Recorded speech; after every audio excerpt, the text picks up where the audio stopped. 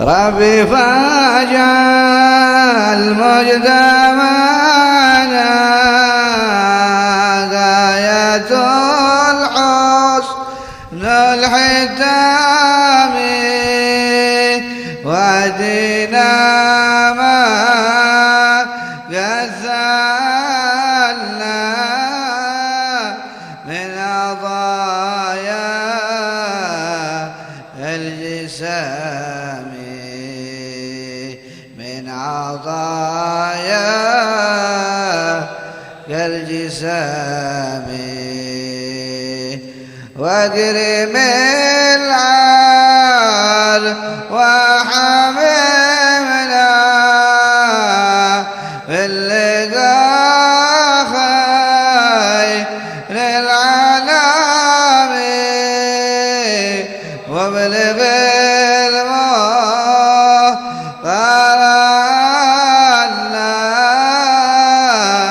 من صلاة وسلام من صلاة وسلام ربي فاجعل مجتمعنا آية الحسن الختام وابلغنا ما قد سألنا من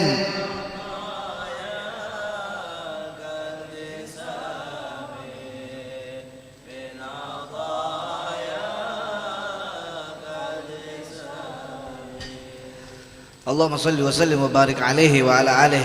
Doa daripada pemberi ilmu kepada kita, dengan izin Allah Subhanahu wa taala kita telah mendengarkan mau'izah hasanah dari kitab Imam Al-Arif Billah Al-Habib Muhammad bin Hadi As-Segaf, yang pada malam hari ini kita telah mendengarkan begitu besar ilmu hikmah yang diberikan kepada kita sekalian, guna kita menyontoh mereka agar mendapatkan syafaat Nabi kita Maulana Muhammad sallallahu alaihi wasallam.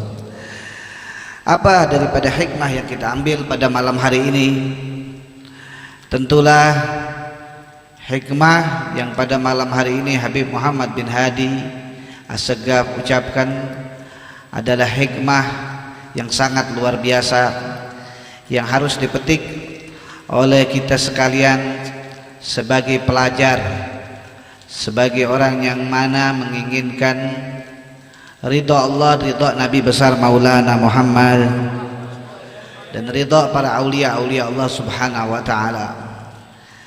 Tentulah ucapan yang diucapkan oleh Al-Imam Al-Habib Muhammad bin Hadi As-Segaf adalah sesuatu yang sangat luar biasa yang pernah saya dengar dari Jaddan Al-Husain bin Abdullah bin Muhsin Al-Atas, di mana hal tersebut sangat-sangat memberikan kenangan kepada saya, di mana pada suatu hari di Maqbarat Al-Habib Abdullah bin Muhsin ada seorang murid daripada Jaddana Husain bin Abdullah. Ini tiap hari kerjaannya tidak lain, tidak bukan hanya azan, membersihkan masjid, membersihkan daripada rumah Habib Abdullah bin Muhsin, kadang juga membersihkan makam beliau. Dan di waktu asar kadang-kadang dia menggali ilmu rahah bersama Al-Habib Husain. Sekali waktu Al-Habib Husain ini dalam keadaan dia pergi ke luar negeri, dan orang ini kebiasaannya yang tadinya di azan bersihkan masjid, bersihkan rumah Habib Keramat, bersihkan magam, tiba-tiba dia tidak mengerjakan hal itu tersebut. Karena hal itu terlihat sudah 1 hari, 2 hari, 3 hari, hal itu pun diambil pekerjaannya oleh saya. Dan saya yang azan, saya yang bersihkan masjid, saya yang ambil bersihkan rumah Habib Keramat, sampai membuka jendela-jendela makam Habib Abdullah bin Muhsin kalau waktu subuh. Dulu dikunci, ya, kalau subuh baru dibuka makam Habib Keramat. Dapatlah 5 hari. Selepas dapat 5 hari, hal itu tersebut menjadikan kunci pada saat itu yang saya tidak pernah mendapatkan apa yang sebelum-sebelumnya, yang tidak pernah terbayang sebelum-sebelumnya. Karena waktu kelelahan, akhirnya selepas Isya biasanya saya pulang ke rumah, ambil makan, kadang membaca bacaan salaf, kadang tidur. Tapi ini tidak, karena kelelahan bersalatul Isya, saya baca salawat kepada Nabi SAW, akhirnya tertidur. Di dalam tertidur saya bermimpi di dalam makam itu semuanya bangkit, bangun satu-satu. Lalu saya pikir siapa gitu. Ternyata bangkit. Pada saat itu makam itu masih beberapa makam, Habib Muhsin bin Abdullah, Habib Zain bin Abdullah, Al-Syarifah Habib Nur, Al-Habib Zain bin Abdullah, Habib Alwi bin Muhammad bin Tahir. Yang masih hidup Habib Husain bin Abdullah dan Habib Abu Bakar bin Abdullah bin Muhsin Al-Atas. Itu yang saya alami dari anak cucu Habib Keramat Empang Bogor. Singkat cerita, ternyata ini yang ada di dalam makbarah bangkit dan beri ucapan kepada saya, ya Hasan, mulai hari ini kamu yang bersihkan, yang buka makam, yang azan, dan yang bersihkan kamar saya. Saya bilang, saya tidak pernah lihat wajahnya Habib Keramat pada saat itu, dan saya tidak tahu wajahnya Habib Muhsin karena beberapa anak Habib Abdullah bin Muhsin yang tidak bisa difoto. Apalagi Habib Keramat tidak ada fotonya. Habib Keramat Empang tidak ada fotonya. Pada suatu masa dia difoto dengan keluarganya oleh zaman Belanda dengan foto besar. Sekali difoto semua anak-anaknya ada, kecuali Habib Keramat, warna fotonya putih. Seandainya kebakar, kebakar semuanya, menandakan cahaya foto dengan cahaya beliau lebih tinggi cahaya beliau, karena di dalam cahaya beliau ada cahaya Nabi besar Maulana Muhammad sallallahu alaihi wasallam. Tidak saya ceritakan tentang karamah, tapi cerita tahadusan bi ni'mah. Wa amma bi ni'mati rabbika fahaddits. Tahadusan bi ni'mah, nikmat yang mesti saya keluarkan karena saya mendengar ucapan Habib Muhammad bin Hadi Assegaf tadi. Saya terbangun, ternyata di dalam terbangun sudah pukul 11:30 saya pulang. Ya, orang tua saya kasih tahu, di mana? Sudah makan Isya belum? Belum, Umi. Ringkas cerita, besok paginya ternyata Al-Habib Husain bin Abdullah bin Muhsin Al-Atas datang dari perjalanan umrahnya. Tiba-tiba saya pikir selesai sudah tugas saya untuk berhikmat. Saya kembalikan lagi kepada orang yang berhikmat, kepada Al-Habib Husain bin Abdullah, saya punya kakek. Ternyata saya dipanggil, "Wain Hasan, ta'al nak." Mana katanya? Hasan, suruh kemari. Ternyata setelah saya sampai di depan pintu, saya melihat orang yang biasa azan dan itu segala rupa sedang diberikan nasihat. Tapi saya bingung kenapa diberi nasihat tapi tasnya ada di sampingnya. Ternyata Habib Hussein marah besar. Saya pikir dari mana beliau tahu dia tidak mengerjakan tugasnya? Kalau seandainya karena sebab yang lalai digantikan oleh saya, dan saya juga takut kena amarah. Kenapa saya mau saja disuruh untuk menggantikan azan, bersih-bersih dan lain sebangsanya.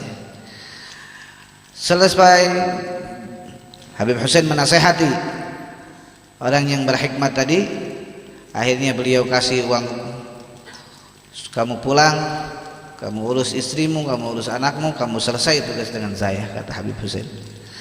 Saya bergetar, merasa takut hal itu gara-gara saya. Ternyata setelah pulang beliau panggil saya dan beliau ambil dari kamarnya sehelai sorban lalu bungkus ke badan saya. Ya Hasan, dengan dengan kata-kata yang tidak begitu keras, mulai hari ini selagi saya masih ada umur, kamu tolong kakek untuk azan. Kalau kamu mampu setiap azan kamu azan. Kalau kamu tidak mampu setiap azan, kamu azan di waktu maghrib atau waktu isya atau waktu subuh. Dan kamu kalau bisa bakar bukhur atau kayu gaharu setiap malam Jumat di kamar Habib Keramat Empang. Dan setiap subuh habis salat subuh buka itu dia pintu-pintu makam Tahandusan bin Ni'mah. Setelah itu dia beliau panjang lebar cerita. Akhirnya beliau ungkapkan, tidaklah saya mengungkapkan semacam ini kecuali Al-Habib Abdullah bin Muhsin Al-Attas datang kepada saya, kata Habib Hussein, wahai Hussein, saya tidak mau pakai lagi orang tadi. Maksudnya yang disuruh pulang, suruh anak cucu saya itu Hasan bin Ja'far As-Saqqaf. Habib Hussein kaget, dia masih terlalu muda untuk ini, ana pengenkan dia. Ya marhaba. Oleh karena itu saya panggil untuk menjalankan tugas. Alhamdulillah mendapatkan beberapa tahun hal itu saya laksanakan, tidak lain tidak bukan karena cintanya kepada walinya Allah Subhanahu wa taala, mengharap barakah dari junjungan Nabi kita Maulana Muhammad. Maksudnya dari cerita ini apa? Maksud dari cerita ini bahwa aulia semacam Habib Ahmad bin Zain Al-Habsyi dan para aulia salihin yang telah meninggalkan kita itu jelas apa yang Allah Subhanahu wa taala ucapkan, bal ahya inda rabbihim yurzakun. Mereka itu hidup, mereka itu bisa melihat perkara-perkara yang tidak mata zahir ini lihat. Bahkan mereka pun bisa memarahi, mereka pun bisa mendoakan, mereka pun bisa memberikan madad, seperti apa yang diceritakan tadi oleh Al-Habib Muhammad bin Hadi As-Saqqaf. Karena Allah sudah mengucapkan bal ahya, mereka itu hidup. Yurzakun di sini diberi rezeki bukan seperti kita makan minum. Itu seperti tadi yang Al-Habib Ahmad bin Zain Al-Habsyi didatangkan oleh datuk beliau. Itu adalah rezeki perjumpaan seorang kakek kepada cucunya, bisa beradaptasi dengan orang yang hidup, orang yang mati bisa berhal. Itu rezeki Allah, beri rezekinya macam itu. Dan banyak lagi aulia-aulia Allah Subhanahu wa taala diberi rezeki oleh Allah Subhanahu wa taala dengan cara kok begini keadaan saya, mendapatkan kebingungan, mestinya dia semenjak itu dia sadar, oh bahwa saya tidak izin dulu kepada guru saya. Sebagaimana sadarnya Al-Habib Ahmad bin Zain Al-Habsyi, dikala dia dikasih sakit, dia sadar bahwa saya belum bilang kepada Habib Abdullah bin Alwi Al-Haddad. Nah inilah yang menjadikan ta'adduban, menjadikan akhlak, inilah yang menyampaikan dia kepada Nabi besar Maulana Muhammad. Karena antum sudah jelas mengetahui berapa banyak orang yang menuntut ilmu karena tidak ada ijazah izin gurunya, mereka gila, mereka kebingungan. Saya tidak bicarakan satu orang. Di sini ada kiai kita, ustadz kita, murid yang mulia Al-Imam Al-Hafidh Al-Musnid Al-Kutub Ad-Doktor Al-Habib Abdullah bin Abdul Qadir bin Ahmad Balfiqi radhiyallahu taala anhu wa nafa'na bihi wa bi'ulumih. Berapa orang ya, berapa orang murid beliau yang jadi ulama besar, karena beliau jamin 3. Murid Imam Al-Hafidh, murid Imam Al-Habar dijamin 3. Kalau tidak jadi wali Allah Subhanahu wa taala yang besar, ma'rifatillah, dia menjadi ulama besar. Kalau dia tidak jadi wali, tidak jadi ulama, dia jadi orang kaya yang besar. Salah satu murid beliau Al-Imam Al-Habar Al-Kutub Al-Habib Abdul Qadir bin Ahmad Balfiqi adalah seorang wali besar di kota Jakarta ini, Al-Habib Salim bin Ahmad bin Jindan. Tuh yang dijadiin wali sama Allah Subhanahu wa taala, yang jadi ulama besar. Siapa lagi yang jadi ulama besar? Al-Imam Al-Hafidh Al-Musnid Al-Kutub Dr. Al-Habib Abdullah bin Abdul Qadir bin Ahmad Balfiqi. Selain wali, beliau pun menjadi ulama besar, anak maupun murid beliau. Apalagi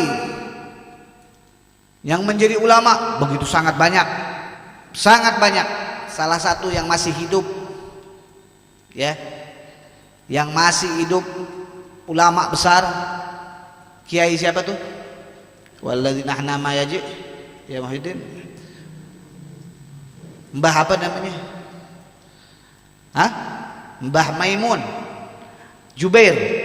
Mbah Maimun Jubair itu murid Al-Imam Al-Habar Al-Kutub Habib Abdul Qadir bin Ahmad Balfiqi. Itu ulama besar. Buya Yahya Bandung, banyak lagi. Yang jadi wali jelas, yang jadi ulama jelas, yang jadi orang kaya besar. Lihat ya, kalau kita teliti-teliti, kali orang kaya banyak, tapi belum ketahuan mana orang kaya yang betul-betul mengabdi kepada Nabi besar Maulana Muhammad. Salah satu murid yang mana Al-Imam Al-Habar Al-Kutub, seorang pengusaha, adalah yang memiliki daripada pabrik kain Al-Juhri. Itu diantara murid Al-Imam Al-Habar Al-Kutub Al-Habib Abdul Qadir bin Ahmad Balfiqi. Tapi di samping ada yang beruntung mengikuti langkah-langkah mereka, ada juga mereka yang tidak beruntung. Tapi saya tidak mau sebutkan orangnya. Ada, dia sudah kaya besar, karena dia tidak ta'alluq, dia tidak mempunyai rasa yang diucapkan oleh Habib Ahmad bin Zain Al-Habsyi, yaitu rasa izin dulu kepada guru. Maka dari kekayaan yang besar roboh, dari kewaliannya yang begitu mendapatkan karamah roboh, yang tadinya jadi ulama besar roboh karena tadi tidak mendapatkan izin dari guru mereka. Dulu saya menginginkan untuk belajar di negeri Hadranul Maut, tapi yang mulia selalu larang. Al-Habib Abdurrahman bin Ahmad juga larang. Saya bingung kok larang, ada apa dilarang? Ternyata bukan dilarang untuk mencintai aulia, bukan dilarang untuk mencintai orang saleh ataupun ilmu-ilmu mereka, tapi dilarang takutnya setelah sampai sana mereka tidak hargain ulama-ulama yang ada di Indonesia. Dia merasa lebih hebat, dia merasa lebih mulia, dia merasa ulama luar negeri itu lebih terhormat daripada ulama-ulama Indonesia. Ulama-ulama luar negeri itu lebih masya Allah daripada ulama-ulama Indonesia. Kalau seorang murid sudah mengucapkan semacam ini, maka terputus dia dengan Nabi besar Maulana Muhammad. Karena apa? Karena yang mulia ucapkan di sana huruf alif, di sini huruf alif. Yang penting apa? Hati seorang murid menyambung kecintaan kepada mereka, bukan badan mereka, tapi ruh mereka menyambung kepada mereka para aulia, kepada mereka Nabi besar Maulana Muhammad. Juga bukan berarti meremehkan mereka. Oh, murid saya nggak perlu ke Hadramaut, nggak perlu ke Mesir, nggak perlu ke Irak, nggak perlu ke mana? Mekah. Tapi dia hafal Quran, dia hafal hadis, dia hafal kitab 10 lemari misalnya. Nggak pakai belajar ke Hadramaut, nggak pakai belajar ke Mekah, ke Mesir, kemana-mana. Guru saya lebih hebat. Ini pun tidak boleh, dikarenakan menjadikan diri kita tidak manfaat, diri kita tidak bersambung kepada mereka orang-orang yang telah terdahulu. Kenapa? Karena kita berdoa, Rabbi fanfa'na kadihim wahdinal husna bihud. Nah, kalau kita mencintai mereka, kan kita doa Rabbi fanfa'na bi barakatihim, ya Allah berikanlah keberkahan mereka, para aulia-aulia Allah yang ada di Mesir, yang ada di Hadramaut, yang ada di Mekah. Maka kita harus hormati mereka, kita harus hormati, kita harus cintai mereka, karena kita berdoa Rabbi fanfa'na bi barakatihim. Begitu pula yang ada di Indonesia yang tidak belajar di Hadramaut, yang tidak belajar di Mesir, yang tidak belajar di luar negeri, kita pun minta berkah mereka sebagaimana kita doa Rabbi fanfa'na bi barakatihim, ya Allah berikanlah keberkahan aku, guru-guruku ini yang ada di depan, guru-guruku yang berdakwah, wa amitna fi tarikatihim, matikan aku di jalan guru-guruku sebagaimana jalan mereka para salihin, wa amitna fi tarikatihim, minta berkahnya dimatikan di jalan mereka, jalannya Nabi besar Maulana Muhammad. Itu intinya dari semua pembicaraan. Satu yang saya ambil, seorang murid harus mempunyai rasa cinta kepada gurunya yang sangat, dengan cara ta'aduban, izin, mau apapun dia izin kalau masih ada gurunya. Dulu kali kalau ditanya Ustadz Kiai kita, ada namanya Muallim Dumyati. Muallim Dumyati itu orang Jakarta, Kebon Nanas, ya, dari kecil, umur berapa Ustaz? Tahun? Umur 5-7 tahun ya. 5-7 tahun sudah mengabdi pesantren di Darul Hadis sampai beliau wafat. Tidak ada hari-hari kecuali beliau selalu izin kepada yang mulia Habib Abdullah. Hari-harinya selalu izin. Kalau ziarah kepada gurunya tidak berani. Ini di waktu ziarah itu tidak berani ngangkat kepalanya. Dia keluar air matanya terus. Keluar air matanya terus. Padahal gurunya nggak marahin dia. Padahal gurunya nggak memberikan kegembiraan. Tidak bicara, namanya orang di makam, tapi nangis terus. Dan itu terjadi sampai beliau kembali kepada Allah Subhanahu wa taala. Dari umur 6-7 tahun dia tidak tinggalkan gurunya. Dia besar di situ, dia menikah di situ, dia punya anak keturunan di situ. Sampai beliau kalau mau cari uang buat khol, beliau puter. Beliau jual madu, pernah datang kemari. Beliau bawa madu 20 biji apa 10 biji.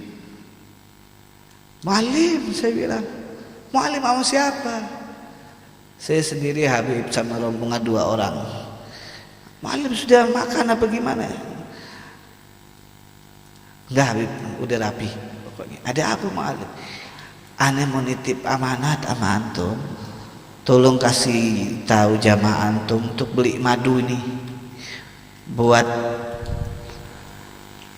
bantu-bantu khaul yang mulia Habib Abdullah bin Abdul Qadir bin Ahmad Wal-Faqih. Sedih saya keluar, padahal dia seorang alim besar. Dia nggak lihat ilmunya, dia nggak lihat begitu tawaduknya, dia jualan madu untuk gurunya khaul. Ditinggalin tuh semuanya. Ini rasa ta'alluq. Oleh karena itu wafatnya nggak jauh setelah khaul berapa hari gurunya beliau meninggal dunia. Begitu cinta beliau kepada gurunya. Nih rahasianya, seseorang bersama yang dicintainya, kata Nabi kita Maulana Muhammad sallallahu alaihi wasallam.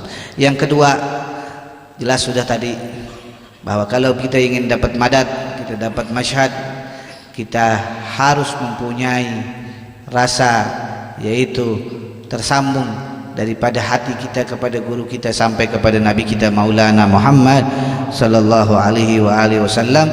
Dengan cara apa? Dengan cara kita membaca Fatihah mereka, ya. Kalau kita membaca Fatihah mereka ini, mereka akan datang di waktu kita kesusahan. Saya sudah merasakannya semua. Bukan kata orang A, bukan kata orang B, bukan kata orang C, tapi merasakan apa yang diucapkan oleh para aulia di dalam kitabnya Habib Muhammad bin Hadi Assegaf. Ya, bukan katanya yang benar, apa benar apa enggak, kan gitu.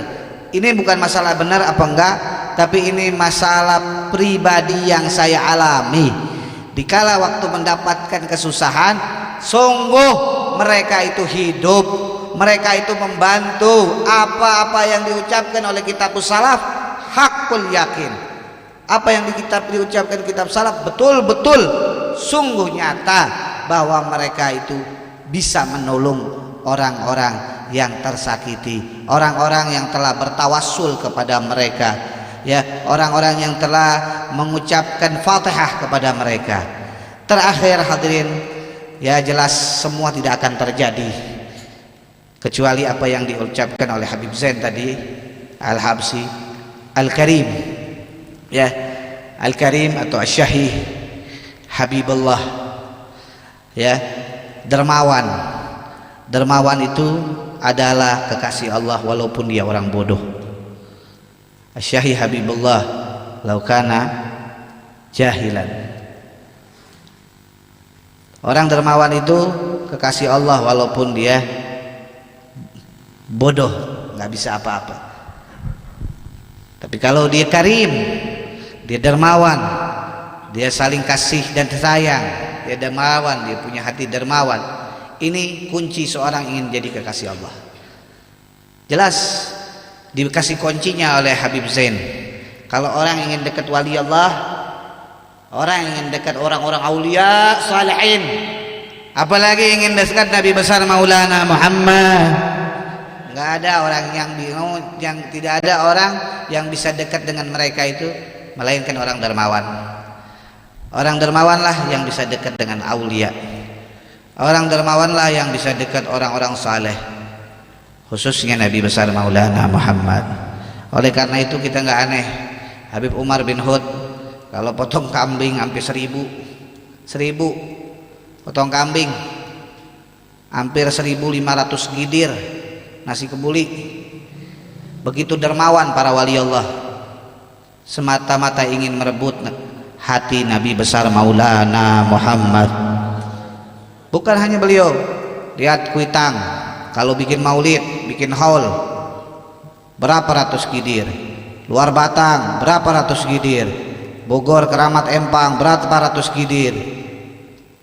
Mereka keluarkan semua karena ingin merebut hati Nabi besar Maulana Muhammad.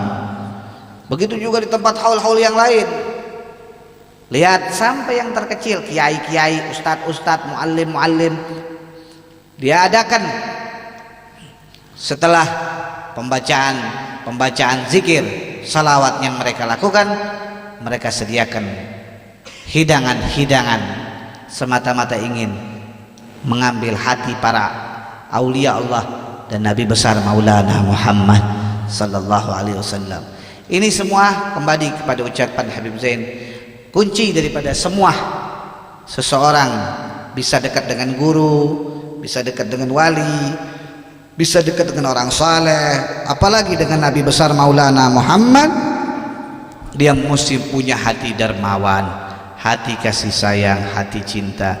Insyaallah, karena kita ini di dalam Tariqah Ba'alawi, Tariqah Faqihil Muqaddam Muhammad bin Ali Ba'alawi, kita lakukan step by step, gadaman ala gadamin, selangkah demi selangkah. Ini hari belum bisa, nusa belum bisa, besoknya. Yang penting ada niat. Ini hari aku ingin baik, dan esok hari lebih baik, esoknya harus lebih baik dari esok, terus sampai tidak diambil ruh kita kecuali dalam keadaan baik bersama Nabi yang paling baik, junjungan kita Nabi besar Maulana Muhammad sallallahu alaihi wasallam. Allahumma salli Muhammad ya